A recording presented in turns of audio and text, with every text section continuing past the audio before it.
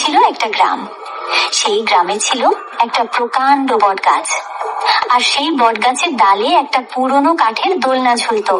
কিন্তু গ্রামের কেউই সেই দোলনায় বসার সাহস করত না, কারণ এর পেছনে ছিল এক ভয়ানক রহস্য। এক রাতে জয়ন্ত আর তার স্ত্রী সুষমা ঘুমোচ্ছিল। হঠাৎ তাদের কানে আসে একটা কান্নার আওয়াজ।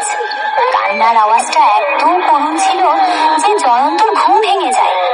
সে সুষমাকে ডেকে বলল, সুষমা, ওঠো, আবার সেই কান্নার আওয়াজ শোনা যাচ্ছে। হায় আল্লাহ, আবার সেই কান্নার আওয়াজ। আমার মনে হচ্ছে আওয়াজটা ওই পুরনো বট গাছটার দিক থেকে আসছে। জয়ন্ত সাহস করে জানালার দিকে এগিয়ে যায়। জানালা দিয়ে সে যা দেখে তাতে তার চোখ কপালে উঠে যায়। সে দেখে সেই দোলনায় একজন মহিলা বসে আছে। মহিলাটি একটা সাদা শাড়ি পরে আছে আর করুণ ভাবে কাঁদছে।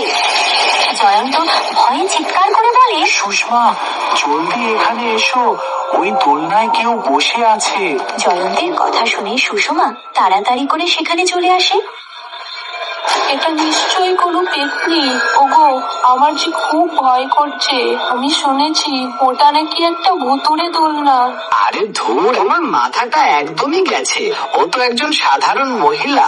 তুমি একটু এখানে দাঁড়াও, আমি বাইরে গিয়ে একবার দেখে আসি। কোথায় যাচ্ছ তুমি? তোমার মাথাটা কি পুরো খারাপ হয়ে গেছে? এই যে সাক্ষাৎ বিপদ। আরে বাবা, কিচ্ছু হবে না, একদম চিন্তা করো না। না, আমি কিছুতেই তোমাকে একা বাইরে যেতে দেব না। দুজনে যখন কথা বলছিল, হঠাৎ সেই মহিলা অদৃশ্য হয়ে গেল। এটা দেখে ওরা আতঙ্কে জমে গেল। সুষমা ভয়ে ভয়ে বলল, দেখো, আমি বলেছিলাম না এটা কোনো সাধারণ মহিলা না। এবার বিশ্বাস হলো তো? তুমি ঠিকই বলেছ, এই দোলনায় নিশ্চয়ই কোনো গোলমাল আছে। আজ থেকে আমরা আর ভুলেও ওই দিকে যাব না।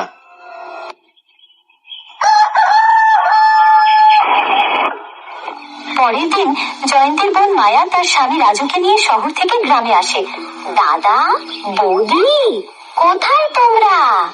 মায়া, কত দিন পর এলি, চল এখন ভেতরে চল। মায়াকে দেখে জয়ন্তের মুখ আনন্দে ভরে উঠল। এভাবেই হাসি মজা করে গোটা দিন কেটে যায়। তারপর যখন রাত হলো, জয়ন্ত মায়াকে বলল, মায়া, তুই জয়ন্তের সাথে এই ঘরে শুয়ে পড়, আমরা পাশের ঘরেই আছি। যদি কোনো দরকার হয় তাহলে আমাদের বলিস, কেমন? কিছুক্ষণ পর মায়া